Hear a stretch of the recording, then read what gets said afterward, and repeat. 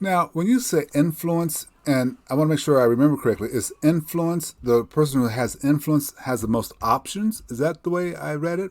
Well, the subtitle of that book is "Increasing Your Influence Increases Your Options." Okay, If you have more influence, you're going to have more options. okay. So I like the subtitle, but I'll be honest with you, and this is why I want you to coach me. I'm a little bit lost with that. Okay, I have influence. It increases my options. What? Explain that to me a little bit. Coach me on that. Yeah, like I teach when I'm teaching leaders, and actually, I forgot to say this at the beginning, Glenn, but you probably already figured it out. But I want to make sure your audience knows that I know it. But I like people to know that I'm bilingual, and a lot of people think I speak English and Spanish because we speak all over the country, but it's actually English and country. I'm better at speaking country than I am English. So I just want Okay. everybody to know that I know that, and you probably knew it. Some of those folks listening would know it, but it's the best I can English do. and country. Okay, I got it. That one. That one's gonna get told all over the country. I want you to know I tell it that. every time I speak. We got to speak at Yale University in 2018, and that's the first thing that comes out of my mouth. And I had on a suit then, but I told them that was a disguise. That ain't really what I like to wear. I had to Yeah, dress up to be at Yale. But be talk there. about Yeah. influence, and when I'm teaching leaders, I like them to know that there's two kinds of influence. Well, there's a lot of different kinds, but relative to leadership, there's authentic influence and artificial influence. Mm-hmm. Artificial influence comes with your position title. I got Okay. control over you. I control your pay. I control when you get off, that sort of stuff.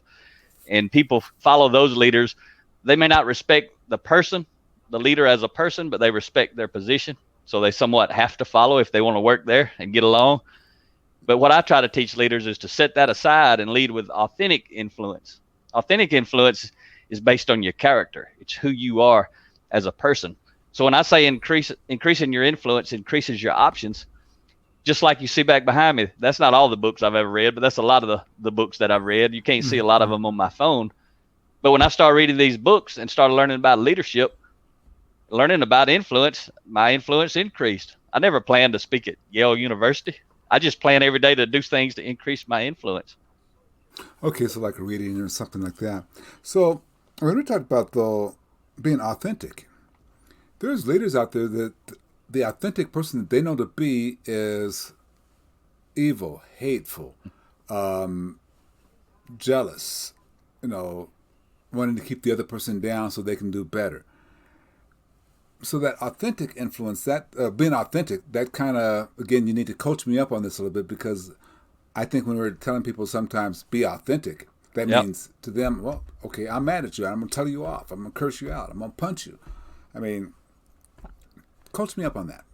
Yeah. So when you being authentic is highly valuable. Rhea teaches and writes in her book. She's got a book on the communication. Straight Talk: The Power of Effective Communication. She says Mm-hmm, mm-hmm. she says in that book that transparency is the purest form of telling the truth. And when I read that, I do what we all do. When you hear something thought provoking, I said, "Is that true?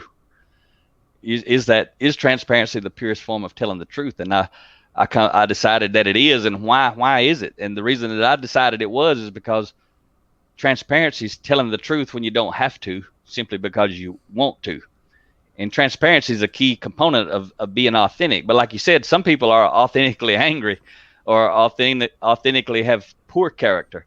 So relative to everything we're teaching, we're teaching how to be if you want to have positive influence. Like I told you, there's artificial and there's authentic influence. There's also positive influence and negative influence, because mean people, they have a lot of influence with other mean people. Good people have a lot of influence with other good people. So it's really all comes down. Ultimately, everything is based on our values. Why can I teach one thing and somebody loves me and somebody else hates me? It's because people who love me share values with me. People who hate me don't share values. They may feel manipulated instead of motivated, and that's a huge component as well. Because there's not just one character trait that creates influence. There's thousands and thousands of them, and to build Yeah. trust, you got to get them all right in the moment. To create distrust, you don't have to get but one of them wrong. You get one character trait wrong, you're creating distrust with someone.